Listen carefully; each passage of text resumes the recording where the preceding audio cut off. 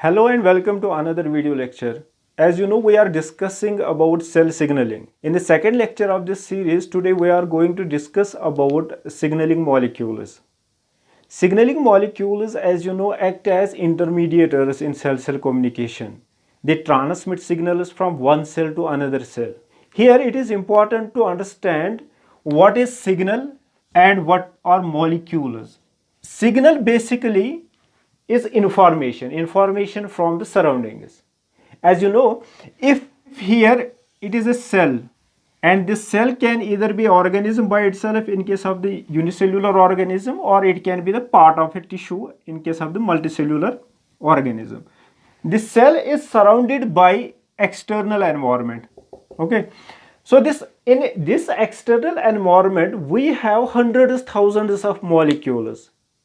So does all the molecules present in its surrounding act as a signal for this cell or not? Obviously not, because all signaling molecules present in its external environment does not qualify to be as a signal for this cell. Signaling molecules are only those molecules to which the cell responds either in the form of the structural change or the change in its functional activity. That is, if a cell receives a molecule present in from its surrounding through the receptors and then accordingly modifies its structure or modify its function, then those molecules will act as a signal. Or you can simply say that all information coming from the surroundings is not a signal for the cell. And you can say signaling is a product of evolution. You can say through millions of years, these cells have learned the signals or the essential signals coming from the environment, which is essential for its survival, which is very essential for its survival, and it is essential to respond to those signals. And these cells have also learned which molecules are not essential, so they are not responding to those molecules. For example, if we are having this unicellular organism and on its surroundings we have a molecule which is a nutrient. Now this nutrient is very essential for its survival. So this unicellular organism will very quickly respond to this nutrient molecule and it will move towards this nutrient molecule. First, it will sense the presence of this nutrient molecule in its surroundings through some receptors. And once it has perceived the presence of this nutrient molecule in its surroundings, then it will move towards this nutrient molecule and will eat it. So this is very essential for its survival, and this nutrient molecule therefore acts as a signal for this cell. For example, if we are having any another molecule present in its surroundings and it is, for example, it is a poison. Now this poison is very dangerous for the survival of this unicellular organism, and this organism will perceive this in the same way as it has perceived this nutrient. It will perceive this poison as dangerous for its survival and it will move away from this poison molecule. So this kind of this perception is the product of evolution. Through this evolution, these cells have, these unicellular organisms have learned which kind of molecules, which kind of information in the surrounding is essential for its survival and which kind of molecules or which kind of information present in its surrounding is not essential. For example, if we assume that here is a molecule, say A, B, C, D, and it is not essential for its survival, neither it is dangerous, neither it is beneficial, then this cell will not respond to this molecule, and so this molecule will not act as a signal. Or you can say this cell, this unicellular organism will not respond to this molecule. So this A molecule will not act as a signaling molecule. So you can say that only those molecules or only those information present in the surroundings will be recognized as a signal which is essential for the survival. Now, for example, this cell is present in a multicellular organism. In addition of these signals which are essential for its survival, for example, these growth factors, this cell present in the multicellular organism will also recognize the signals which are essential for the coordination in its functional activity or to maintain the structural integrity. All these information or all these signals which are required for the coordination of the structural or functional activities, this information coming from the environment is also recognized as the signal. So it's simply you can say that all information coming from the environment is not a signal for the cell.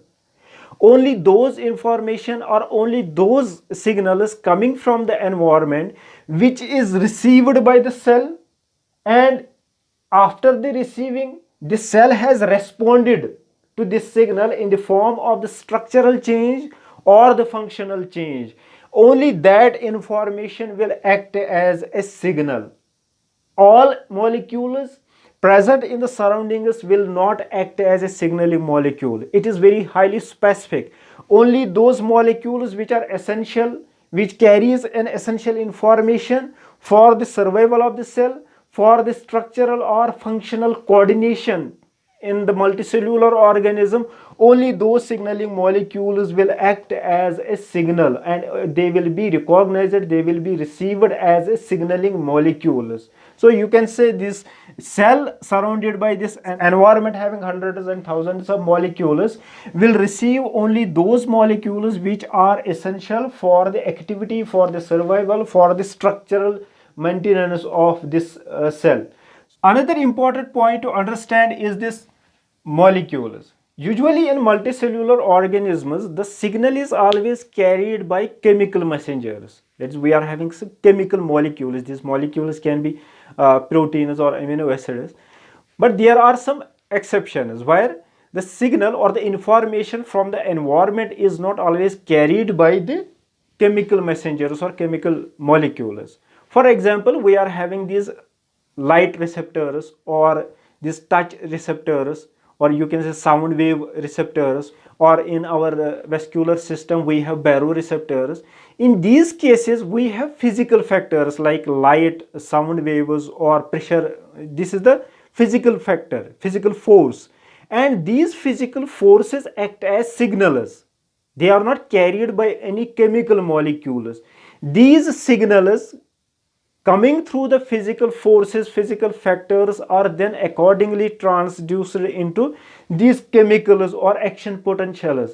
Then they reach to the higher regulatory centers, and accordingly they are being perceived or they help to regulate the homeostasis within the body. For example, if we are having this baroreceptors present in our vascular system, they help to regulate the blood pressure.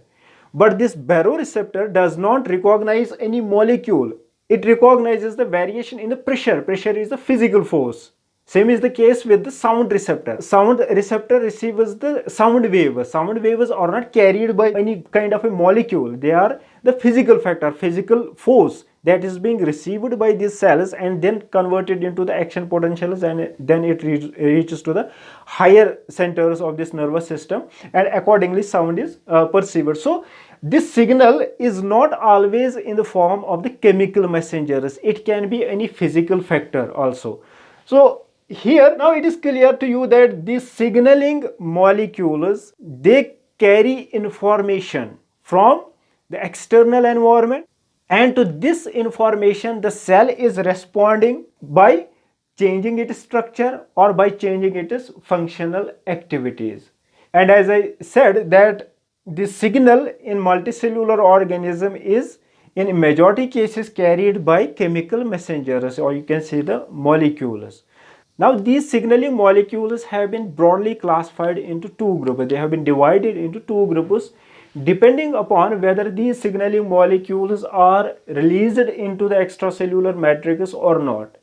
One group of signaling molecules are always present on the plasma membrane of the cell. They are essential structural part of the plasma membrane. These are called as the membrane-bound signaling molecules. That is, these signaling molecules are not released into the extracellular matrix. They are present on the plasma membrane. And we have these delta jagged or serrate proteins. These proteins are transmembrane proteins. Transmembrane proteins are having this cytoplasmic portion, then it is having this transmembrane portion, and this extracytoplasmic portion.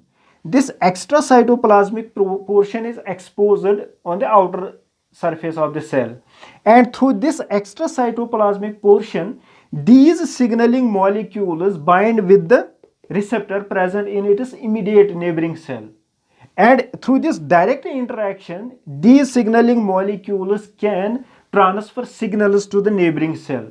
As I said in the previous lecture, that these membrane bound signaling molecules are involved in direct cell-cell communication. They directly communicate with the neighboring cells. So these are the examples of this delta jagged and serrate proteins. They are the membrane bound signaling molecules. These signaling molecules are always present on the plasma membrane of the cell. They are not released into the extracellular matrix, or they are not transported through diffusion or through the this blood. They are always present in the plasma membrane, and through this extracytoplasmic domain or extracytoplasmic portion, they bind with the receptor present in the neighboring cell and then accordingly transfer signal to the neighboring cell. Here, these proteins play a very important role in an early embryonic development. These delta jagged and serrate and this notch protein, through this notch pathway, they play a very important role in early embryonic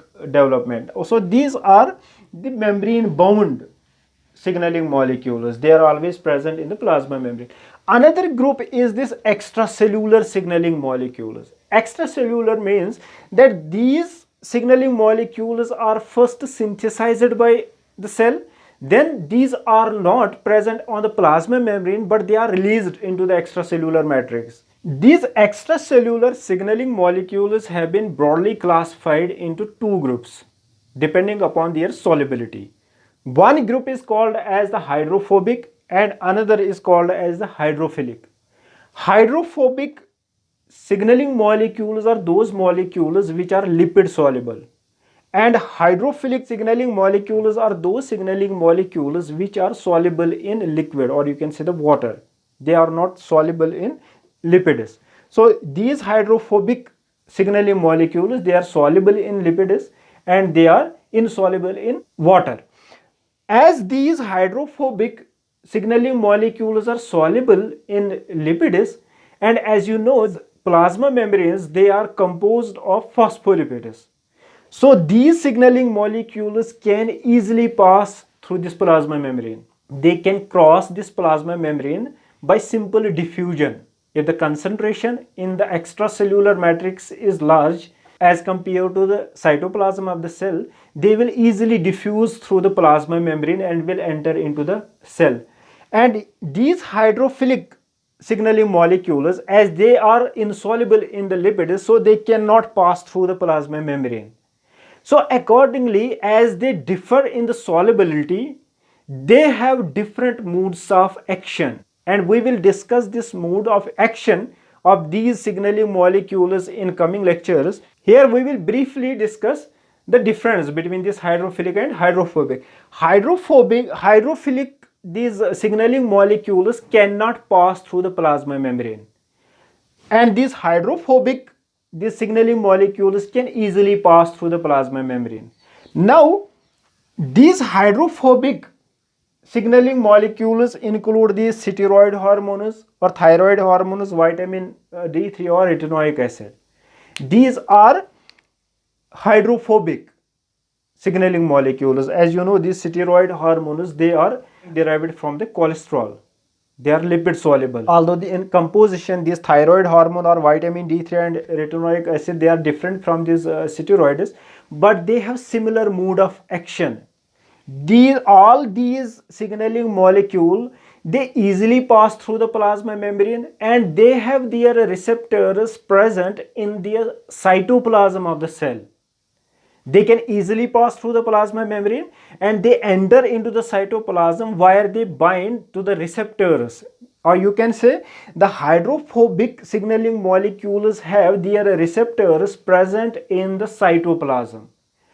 And here in this hydrophilic signaling molecules, we have these peptide hormones, growth hormones, or these neurotransmitters. These signaling molecules cannot pass through the plasma membrane. So they have receptors present on surface of the cell, or you can say the receptors for these signaling molecules are present in the plasma membrane. And these signaling molecules, they first will bind with this receptor, and once these signaling molecules they have bind with this receptor present in the plasma membrane as a transmembrane protein, then the signal will get transferred to the inside of the cytoplasm. As these molecules, these signaling molecules, they cannot pass through this lipid bilayer, so they have special receptors present on the plasma membrane, and the signal is transferred through these receptors to inside of the cell. Here this hydrophobic signaling molecules, as I said, they can easily pass through this lipid bilayer. They don't need any kind of receptors on the plasma membrane. These signaling molecules, these hydrophobic signaling molecules, they can easily pass through the phospholipid bilayer and will enter into the cytoplasm, and they have receptors inside the cytoplasm. So you can distinguish between hydrophobic and hydrophilic signaling molecules. Hydrophobic signaling molecules easily pass through the plasma membrane because they are lipid soluble. As they can easily pass through the plasma membrane, they have their receptors present in the cytoplasm. Hydrophilic signaling molecules, on the other hand, cannot pass through the phospholipid bilayer. So they have receptors present in the plasma membrane. And this signal carried through these hydrophilic signaling molecule is received by this receptor through the extracytoplasmic portion, and then it is transmitted inside the cell through the conformational changes. So hydrophilic signaling molecules have receptors present on the plasma membrane. Hydrophobic signaling molecules have receptors present within the cytoplasm. As the receptors in these two cases, hydrophobic and hydrophilic signaling molecules, are present at different locations, so they have different modes of action, and we will discuss in detail their modes of action in coming lectures. In addition of these hydrophobic signaling molecules, we are having this nitric oxide and carbon monoxide. These two signaling molecules, these are gases and they act as the signaling molecules. And these signaling molecules are structurally very different from these steroids or thyroid hormones, but they have same mode of action. These signaling molecules can easily pass through the plasma membrane and will enter inside the cytoplasm, and they have their receptors inside the cytoplasm. So they have same mode of action as that of these steroid or thyroid hormones, although they are structurally very different.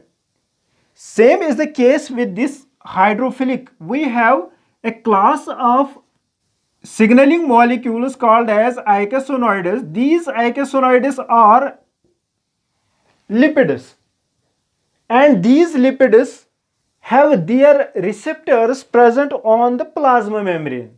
That is, they do not carry their signals inside the cytoplasm as here in the case of these steroid hormones. These steroid hormones, they are composed of cholesterol and they easily pass through this lipid bilayer and they have receptors present in the cytoplasm. But here these icosanoids, although being composed of the lipids, they don't cross this plasma membrane, but they have the receptors present on the plasma membrane, and through these receptors present on the plasma membranes, they transfer their signals to inside of the cell. So this is the variation. Although structurally they are similar to these hydrophobic, or you can say these steroid hormones, but they have this receptor system present on the plasma membrane. So this is the broad classification of these signaling molecules. We have this membrane bound and extracellular signaling molecules. Membrane bound signaling molecules are present on the surface of the plasma membrane, and extracellular signaling molecules, they are being released into the extracellular, and these extracellular signaling molecules are being classified into the hydrophobic and hydrophilic. These hydrophobic signaling molecules can easily pass through the plasma membrane, and they have receptors present in the cytoplasm. And these hydrophilic signaling molecules cannot pass through the plasma membrane, and they have receptors present on the plasma membrane. And in addition of that, we have these nitric oxide and carbon monoxide. Although they are structurally very different, but they can pass easily through the plasma membrane, and they have their receptors present in the cytoplasm. These icosanoids, for example the prostaglandins, these signaling molecules, although they are in composition very similar to these steroid hormones, but they have their receptors present on the plasma membrane. So this is all about this broad classification of signaling molecules.